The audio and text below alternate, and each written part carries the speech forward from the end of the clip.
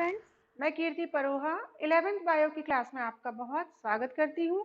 और बच्चों, अब हम पढ़ेंगे आपके चैप्टर नंबर 5 में पुष्पी पादपों की आकारिकी। जो फ्लावर बेयरिंग प्लांट्स हैं उनको पुष्पी पादप कहते हैं और उनमें क्या फिजिकली जो फीचर्स हैं उनके बारे में हम अध्ययन करेंगे। वैसे तो आप इनके बारे में बहुत अच्छे से जानते हैं, समझते हैं, आपने सब कुछ परिचित हैं आप इनसे, तो एक बार हम उसको फिर से पढ़ेंगे। एंजियोस्पर्म यानी पुष्पी पौधे के आकार की और बाह्य संरचना में क्या होती है, बहुत विविधता पाई जाती है। फिर भी इन उच्च पादपों का विशाल समूह हमें क्या करता है, अपनी ओर आकर्षित करता है। इन उच्च स्तर के पादपों में मूल यानी जड़, स्तंभ यानी तना, पत्तियां, पुष्प तथा फलों की उपस्थिति जो होती है वो इसका प्रमुख अभिलक्षण माना जाता है। अब हम इसके अंतर्गत पढ़ेंगे मूल। मूल को साधारण भाषा में जड़ भी कहा जाता है ना, ये आपको ध्यान रखना है। अधिकांश द्विबीजपत्री पादपों में मूलांकुर के लंबे होने से प्राथमिक मूल बनती है जो मिट्टी में उगती है। इसमें पार्श्वी मूल होती हैं जिन्हें द्वितीयक तथा तृतीयक मूल कहते हैं। प्राथमिक मूल तथा इनकी शाखाएं मिलकर मूसला तंत्र या जड़ तंत्र का निर्माण करती हैं। उदाहरण सरसों का पौधा इस चित्र में देख रहे हैं आप, ये जो है ये मैंने आपकी एनसीईआरटी की बुक से लिया हुआ है। तो ये जो इसमें दिखाई दे रहा है ये प्राथमिक मूल हो गया। एक लंबी सी मूल की रचना जो दिखाई दे रही है कैसी है, प्राथमिक मूल है। और इससे निकलती हुई पार्श्व यानी पार्श्व लेटरल साइड पे जो मूल निकल रही है उनको पार्श्व मूल मूला। तो ये प्राथमिक मूल हो गई और आजू बाजू में जो निकल रही है लेटरली उसको द्वितीयक या तृतीयक मूल भी वो बनाती हैं। और इसको कंपोज्ड रूप से क्या कहते हैं, मूसला तंत्र कहा जाता है। एक बीजपत्री पौधों में जो प्राथमिक मूल होती है वो कैसी होती है, अल्पायु होती है, मतलब जल्दी से डिजनरेट हो जाती है और उसके स्थान पर अनेक मूल निकल आती हैं। जैसे मान लें हम एक बीजपत्री पौधे का देखते हैं, यहाँ पर डायग्राम नहीं है फिर भी मैं समझा रही हूँ आपको। एक बीजपत्री जो पौधे हैं उनमें जमीन के नीचे जो प्राथमिक मूल है वो धीरे से खत्म हो जाती है और यहाँ बहुत सारी मूल इकट्ठे निकल आती हैं। इनको कहा जाता है झखड़ा मूल तंत्र। कौन सा मूल तंत्र कहा जाता है बच्चों, झखड़ा मूल तंत्र। उदाहरण गेहूं का पौधा। नेक्स्ट देखें, पौधे जैसे घास तथा बरगद, इसका तो आपने देखा होगा, इनमें मूलांकुर मूल जो है मूलांकुर के अलावा पौधे के अन्य भाग से निकलती है, इन्हें अपस्थानिक मूल कहते हैं। जैसे मान लीजिए एक घास का पौधा है, इसमें ऊपर ऊपर घास उग रही है, दूब घास या कुछ, इसके बीच बीच में भी जो नोड वाले पार्ट रहते हैं वहां से भी मूल निकलती है, इन्हें अपस्थानिक मूल कहते हैं। अब मूल तंत्र या जड़ तंत्र का मुख्य कार्य क्या है, मिट्टी से पानी का, खनिज लवण का अवशोषण करना, पौधे को मिट्टी में जकड़ कर रखना, स्टेबिलिटी करना, कुछ खाद्य पदार्थों का संचय का कार्य भी करती हैं और पादप नियमकों का, प्लांट रेगुलराइजेशन का संश्लेषण भी करती हैं। ये मूल के प्रमुख कार्य हैं। अब मूल के रूपांतरण, कुछ प्लांट्स में जरूरी नहीं कि सिर्फ जो जड़ है वो इसी प्रकार का कार्य करे, कुछ इसमें रूपांतरण भी होते हैं, जैसे कि एडेप्टेशन या कुछ अनुकूलन या विकास के हिसाब से भी कुछ पौधों में मूल भिन्न भिन्न कार्य भी करती है। इसको हम समझते हैं। कुछ पादपों की मूल पानी तथा खनिज लवण के अवशोषण तथा संवाहन के अतिरिक्त भी अन्य कार्यों को करने के लिए अपने आकार तथा संरचना में रूपांतरण कर लेती हैं। वे भोजन संचय करने के लिए, सहारे के लिए, श्वसन के लिए अपने आप को रूपांतरित करती है। किस चीज के लिए रूपांतरित करती है, भोजन संचय, सहारे के लिए, श्वसन के लिए अपने आप को रूपांतरित कर लेती हैं। गाजर तथा सलजम की जो मूसला मूल आपने देखी, गाजर सलजम इस समय आप खा रहे होंगे और आप अच्छे से नोन है, तो गाजर और जो शलजम है वो एक्चुअली क्या है, वो मूल का ही उदाहरण है। लेकिन क्या करते हैं, ये भोजन को संग्रहित कर लेते हैं जिसके कारण ये स्वेल अप, फूल जाते हैं। इसी प्रकार के कुछ अन्य उदाहरण भी आप देख सकते हैं। क्या आपने कभी देखा कि बरगद के पेड़ से जो लटकती हुई संरचनाएं रहती है, देखा आपने बरगद का पेड़, उस पेड़ के आजू बाजू भी इस प्रकार से मान लीजिए ये बरगद का ट्री है, इसके आजू बाजू से एक लटकती हुई संरचनाएं जो दिखाई देती हैं उन्हें प्रॉप रूट कहते हैं, सहारा देने वाली, इन्हें सहारा देने वाले मूल भी कहते हैं। इसी प्रकार मक्का तथा गन्ने के तने में भी सहारा देने वाली मूल तने की निचली गांठों से निकलती हैं। आपने गन्ने का पौधा देखा होगा, मक्के का पौधा देखा होगा, बिल्कुल लंबा रहता है और बीच बीच में क्या रहते हैं, नोड्स रहते हैं। तो इसमें गन्ने के पौधे में भी इंटरनोड से इसको सहारा देने के लिए अलग से भी मूल निकलती हैं। इन्हें अब स्तंभ मूल कहा जाता है। अब कुछ पौधे राइजोफोरा जैसे जो दलदली क्षेत्र में भी आते हैं, कुछ ऐसे पौधे उगते हैं, इसमें बहुत सी मूल भूमि से ऊपर उठ के वायु में निकलती है। जैसे मान लीजिए ये जमीन है, तो इस प्लांट्स की जो मूल है ये भी क्या होते हैं, भूमि से ऊपर उठ के वायु में निकलती है। इनको श्वसन जड़ें कहा जाता है। ऐसी मूल को श्वसन मूल कहते हैं। बिल्कुल सिंपल है बच्चों, एक बार के समझने में ही आपको बहुत अच्छे से समझ में आ जाएगा, और अगर नहीं तो आप इसको एक बार फिर से रीड करोगे आप इसको, तो बिल्कुल क्लियर आपको हो जाएगा। और मैं चाहूंगी कि इस वीडियो को आप 1 से 2 बार अगर आपने देखा तो आपको बहुत अच्छे से याद भी हो जाएगा। ये श्वसन जड़ें क्या करती हैं, ऑक्सीजन प्रदान करने में सहायक होती हैं। तो ये हो गए मूल के रूपांतरण जो कि इम्पॉर्टेंट है। यहाँ पिक में देखिए आप, बरगद के पौधे को सहारा देती हुई ये निकल रही हैं, ये भी प्रोप्रूट कहलाती हैं। नेक्स्ट आता है तना। अब हमको अच्छे से मालूम है, तना सब बच्चे पहचानते हैं कि तने और मूल में क्या अंतर है। तो यदि हम देखें तो जब बीज का अंकुरण होता है तो उसके बीज पत्र के ऊपर से जो भाग निकलता है, नीचे वाला जो भाग रहता है वो जड़ का निर्माण करता है या मूल का निर्माण करता है, और ऊपर वाला जो हिस्सा होता है वो तने या स्टेम का निर्माण करता है। और इसी पर क्या होते हैं, शाखाएं, पत्तियां, फूल तथा फल लगे होते हैं। यह अंकुरित बीज के भ्रूण के प्रांकुर से विकसित होता है, जैसा कि अभी मैंने आपको बताया। इस पर गांठ तथा पोरियां भी होती हैं। तने के उस क्षेत्र को जहां पर पत्तियां निकलती हैं गांठ कहते हैं। ये गांठें अंतःस्थ अथवा कक्षीय भी हो सकती हैं। तना जब शैशव अवस्था, मतलब जब बिल्कुल एकदम निकल ही रहा है, बन ही रहा है, तब वो कैसा होता है, प्रायः हरा होता है, ग्रीन इन कलर होता है। बाद में उसमें क्या होता है, एजिंग के कारण वो काष्ठी तथा गहरा भूरा हो जाता है। तने का प्रमुख कार्य क्या है, शाखाओं को फैलाना ताकि बड़ा हो सके प्लांट, पत्ती, फूल तथा फल को संभाल कर रखना, और यह पानी, खनिज लवण तथा प्रकाश संश्लेषी पदार्थों का संवहन। तो पहला क्या हो गया, शाखाओं को फैलाना, दूसरा क्या हो गया, फूल तथा फल को संभाल कर रखना, पत्ती, फूल, फल को, और तीसरा हो गया पानी, खनिज लवण तथा प्रकाश संश्लेषी पदार्थों का संवहन करना है। अब इसके अलावा कुछ तने क्या होते हैं, भोजन संग्रह भी कर लेते हैं, कुछ सहारा तथा सुरक्षा देने के लिए कायिक प्रवर्धन करने के भी कार्य संपन्न करते हैं। तो ये हो जाएगा इसका 4th नंबर का फीचर। आपको एग्जाम में ऐसा पूछ सकते हैं कि तने के कार्य बताइए या जड़ के कार्य बताइए, तो आपको इसको ध्यान रखना है। अब आता है तने के रूपांतरण। जिस प्रकार से जड़ों में विशेष कार्य करने के लिए वो रूपांतरित हो जाती हैं, उसी प्रकार से तने भी जो होते हैं वो किसी विशेष कार्य के लिए, किसी विशेष उद्देश्य की पूर्ति हेतु रूपांतरित होते हैं।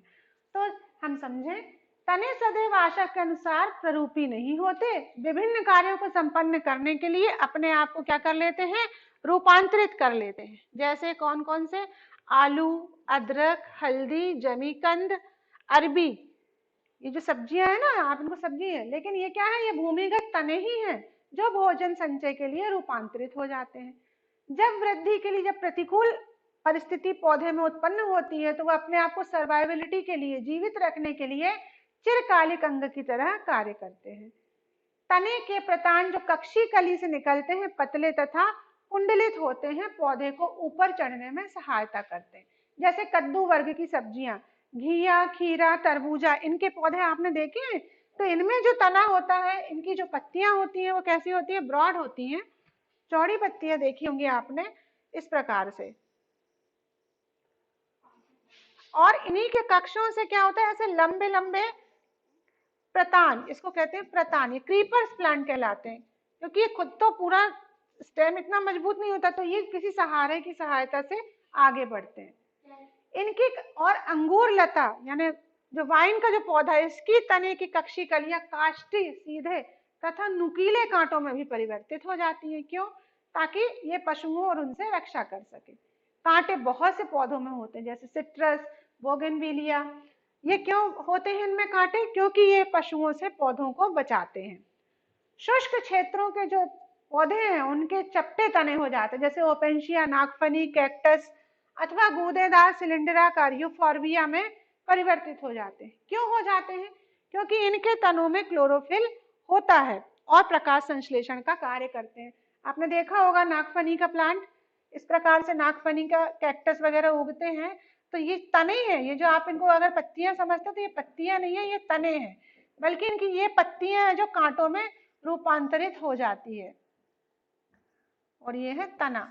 मांसल तथा गूदेदार हो जाता है, जो भोजन संग्रह भी करता है। कुछ पौधे जैसे घास तथा स्ट्रॉबेरी, ये कई स्थिति सभी दिशाओं में फैलते हैं, और जब पुराने पौधे मर जाते हैं तब नए पौधे बनते हैं। पुदीना तथा चमेली जैसे पौधे प्रमुख अक्ष के आधार से एक पार्श्वकलिका निकलती है, जो कुछ समय तक वायवीय वृद्धि करने के बाद जमीन को छूते हुए नए पौधे को जन्म देती है। तो तने के रूपांतरण हमने समझे। पहला तो ये कि वो भोज्य पदार्थ संचय का कार्य कर लेता, जैसे आलू, अदरक, हल्दी, जमीकंद, अरबी, ये भूमिगत तने भोजन संचय के लिए रूपांतरित हो जाते हैं। कद्दू वर्ग की जो सब्जियां हैं, वो घिया वगैरह, लौकी, तरबूज आदि, उसमें क्या होता है, प्रतान रूप भी आपको दिखाई देता है जो आगे बढ़ने में होता है। फिर कुछ तने कांटे के रूप में, जैसे अंगूर लता वाइन के पौधे में हो जाती है, नुकीले कांटों में। कुछ सिट्रस बोगनविलिया में भी होते हैं। कुछ पौधे के तने क्या होते हैं, जैसे कि शुष्क क्षेत्रों में, मरुस्थलीय क्षेत्रों में ग्रीन कलर के मांसल गूदेदार संरचना में परिवर्तित हो जाते हैं और प्रकाश संश्लेषण का कार्य करते हैं। तो इस प्रकार से हमें तनों के रूपांतरण पता चले। पिस्टिया तथा आइकोर्निया जैसे कली पादपों में एक पार्श्वी शाखा निकलती है, जिनकी पोरियां छोटी होती है और प्रत्येक गांठ पर पत्तियों का जंड, फूल का गुच्छा तथा क्राइसेंथेमम गुलदाउदी में पार्श्वी शाखाएं अधर तथा भूमिगत प्रमुख तने से निकलती हैं। मिट्टी के नीचे क्षैतिज रूप से वृद्धि करती हैं और उसके बाद बाहर निकल के पत्तियों युक्त प्ररोह बनाती हैं। जैसे यहाँ चित्र देख रहे हैं, अदरक, अरबी, आलू, ये सब क्या होता है, भोजन संचय के कारण ये भूमिगत तने फूल गए। घिया, लौकी वगैरह में ये देखो, ये प्रतानयुक्त संरचनाएं दिखाई दे रही हैं। बोगनविलिया में यहाँ पर रूपांतरित तना कांटे के रूप में दिखाई दे रहा है। यहाँ ऑक्जेलिस वगैरह में विकसित मूल, और ये आगे बढ़ता जा रहा है, नए पौधे को जन्म दे रहा। अब आता है पत्ती। आप सब बहुत अच्छे से जानते हैं पत्ती के कार्य, अपने बहुत क्लास 5th 4th से समझा है कि पत्तियां क्या कार्य करती हैं। पत्ती पर्वीय चपटी संरचना होती है जो तने पर लगी होती है या गांठ पर होती है। इसके कक्ष में कली होती है। कक्षीय कली बाद में शाखा में विकसित हो जाती है। पत्तियां प्ररोह के शीर्षस्थ, कहां से निकलती है पत्तियां? शीर्षस्थ मेरिस्टेम से निकलती हैं, ये जरूर इंपॉर्टेंट है। पत्तियां अग्राभिसारी रूप में लगी रहती हैं। ये पौधों के बहुत ही महत्वपूर्ण कायिक अंग हैं। क्यों इंपॉर्टेंट है? क्योंकि ये भोजन का निर्माण करती हैं। एक प्ररूपी पत्ती के 3 भाग होते हैं, पर्णाधार, पर्णवृंत तथा स्तरिका। पत्ती पर्णाधार की सहायता से तने से जुड़ी रहती है और इसके आधार पर 2 पार्श्व छोटी पत्तियां निकल सकती हैं, जिन्हें अनुपर्ण कहा जाता है। एक बीजपत्री में पर्णधार चादर की तरह फैलकर तने को पूरा अथवा आंशिक रूप से ढक लेता है। कुछ लेग्यूमी तथा कुछ अन्य पौधों में पर्णाधार फूल जाता है। ऐसे पर्णाधार को पर्णवृंत तल्प या पल्वाइनस कहते हैं। पर्णवृंत पत्ती को इस तरह सजाता है जिससे कि इसको अधिकतम सूर्य का प्रकाश मिल सके। लंबा, पतला, लचीला पर्णवृंत इस तारिका को हवा में हिलाता रहता है ताकि ताजी हवा पत्ती को मिलती रहे। स्तरिका पत्ती का हरा तथा फैला हुआ भाग है, जिसमें शिराएं तथा शिरिकाएं होती हैं। इसके बीच में एक सुस्पष्ट शिरा होती है जिसे मध्य शिरा कहते हैं। शिराएं पत्ती को दृढ़ता प्रदान करती हैं। पानी, खनिज तथा भोजन के स्थानांतरण के लिए नलिकाओं की तरह कार्य करती हैं। विभिन्न पौधों में स्तरिका की आकृति, इसके सिरे, चोटी, सतह तथा कटाव में भिन्नता होती है। मतलब पत्तियों के भी जो स्ट्रक्चर है उसमें विभिन्नता पाई जाती है। जैसे कि हम यहाँ देखें तो ये पर्णवृंत से यहाँ जुड़ी है। ये क्या दिखाई दे रहा है आपको? ये मध्य शिरा है।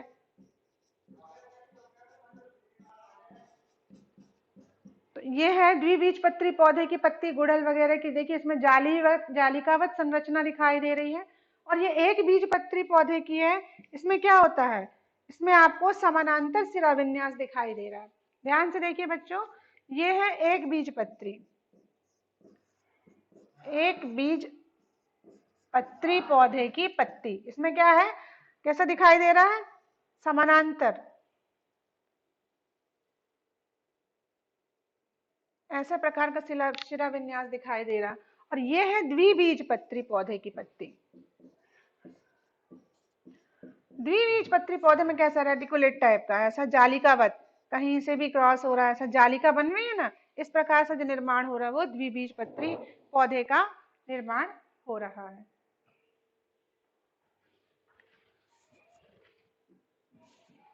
अब पत्ती के प्रकार।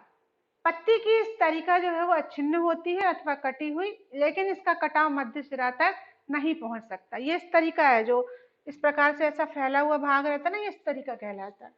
जब इस तरीका का कटाव मध्य शिरा तक पहुंचे और बहुत कतरों में टूट जाए तो ऐसी पत्ती को संयुक्त पत्ती कहते हैं। सरल तथा संयुक्त पत्ती दोनों के पर्णवृंत के कक्ष में एक कली होती है, लेकिन संयुक्त पत्ती के पत्रकों के कक्ष में कली नहीं होती। ये इंपॉर्टेंट है।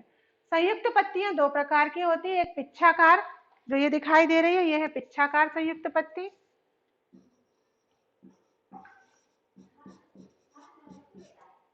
और एक है जिसका उदाहरण है नीम,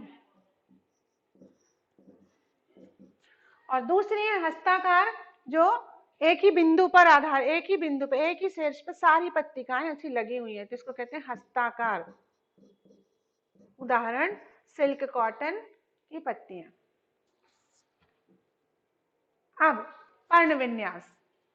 तने अथवा शाखा पर पत्तियों के विन्यस्त रहने का जो क्रम है, किस हिसाब से वो अरेंज रहेंगी, उसको पर्ण विन्यास कहते हैं। तीन प्रकार का होता है, एकांतर, सम्मुख तथा चक्राकार। इसको समझो। एकांतर, आपने एकांतर कोण मैथ्स में पढ़ा है, थोड़े थोड़े डिस्टेंस पे, ये कहलाता है एकांतर। सम्मुख, सामने सामने, इस प्रकार से ये सम्मुख हो गया। और चक्करदार, चक्करदार में क्या होता है, एक ही जगह पर अलग अलग ढंग से ऐसे व्यवस्थित रहती। एकांतर प्रकार के पर्ण विन्यास में एक अकेली पत्ती प्रत्येक गांठ पर एकांतर रूप से लगी रहती, उदाहरण गुड़हल, सरसों, सूर्यमुखी। सम्मुख प्रकार के पर्ण विन्यास में प्रत्येक गांठ पर एक जोड़ी पत्ती निकलती है और एक दूसरे के सम्मुख होती है, उदाहरण अमरूद, कैलोट्रोपिस। यदि एक ही गांठ पर दो से अधिक पत्तियां निकलती हैं और चारों ओर एक चक्कर सा लगाती हैं तो उसे चक्करदार पर्ण विन्यास कहते हैं, जैसे एल्स्टोनिया ड्रेबल ट्री। तो ये हो जाएगी एकांतर का उदाहरण, एकांतर पर्ण विन्यास। ये हो जाएगा सम्मुख पर्ण विन्यास। बेटा ये जो उदाहरण मैं बता रही हूँ, ये आपको आमतौर पर आपके गार्डन में या आसपास के वहां पे लगे हुए मिल सकते हैं, तो आप इस प्रकार की पत्तियों का डायरेक्ट जाकर अवलोकन करके अध्ययन कर सकते हैं। इसका ये मतलब नहीं कि इसमें बना है इसलिए आप याद करें, आप इसको एज ए प्रैक्टिकल भी कर सकते हैं कि आप अपने आसपास के जो गार्डन है या जहां दिख रहा है वहां जाकर के इस प्रकार के पर्ण विन्यासों का अध्ययन करिए, आपको बहुत अच्छे से समझ में आएगा और आप कभी नहीं भूलेंगे। अब पत्ती के रूपांतरण, जैसे हमने जड़ के रूपांतरण पढ़े, तने के रूपांतरण पढ़े, उसी प्रकार से पत्ती के रूपांतरण। तो पत्ती जो है, पत्ती को भोजन बनाने के अतिरिक्त अन्य कार्य के लिए भी रूपांतरित होना पड़ता है। जैसे तना प्रतान के रूप में पड़ गया था, उसी प्रकार से ऊपर चढ़ने के लिए वो प्रतान के रूप में परिवर्तित हो जाती है, जैसे मटर। रक्षा के लिए वो शूल या कांटों में परिवर्तित हो जाती है, जैसे कैक्टस, है ना। प्याज तथा लहसुन की गूदेदार पत्तियों में भोजन संचित रहता है। कुछ पौधे जैसे ऑस्ट्रेलियन अकेशिया में पत्ती छोटी तथा अल्पायु होती है। इन पौधों में पर्णवृंत फैलकर हरा हो जाता है और भोजन बनाने का कार्य करता है। अच्छा, और सबसे बढ़िया, कुछ कीटहारी कीटभक्षी पादपों में भी क्या होती है, पत्ती घड़े के आकार में रूपांतरित हो जाती। उदाहरण घटपर्णी, वीनस, फ्लाईट्रैप। अब यहाँ हम समझे तो पत्तियां भी क्या क्या कार्य करने लगती हैं, प्रतान के रूप में बदल गई। जैसे कि मटर में ये प्रतान बन गया, पत्तियों के बाजू से ये इस प्रकार से इसको क्रीपर का काम करने का, इसको सहायता देता है चढ़ने के लिए। ये प्रतान बन जाती है, पत्र प्रतान। दूसरा, कांटों में परिवर्तित हो जाती है, जैसे नागफनी वगैरह में आपने कांटों के लिए इसमें देखा होगा। तीसरा, प्याज और लहसुन की पत्तियां गूदेदार भोजन संचय के कारण हो जाती हैं। और इसमें एक चीज और बता रहे हैं, जैसे कलश पादप, कलश पादप आपने 10th क्लास में अध्ययन किया है, इस प्रकार का रहता है और इसमें पत्तियां क्या हो जाती हैं, कीटों को आकर्षित करने के लिए हो जाती हैं। तो ये कलश पादप है, ये भी तो पत्ती के रूपांतरण में आएगा। इसी प्रकार से और भी है, ड्रोसेरा है जो पत्तियों में एक चिपचिपा पदार्थ निकालता है और उससे कीटों को अपनी ओर आकर्षित करता है। तो ये थे पत्ती के रूपांतरण। नेक्स्ट वीडियो में हम पुष्प क्रम और पुष्प की संरचना के बारे में अध्ययन करेंगे। थैंक यू बच्चों।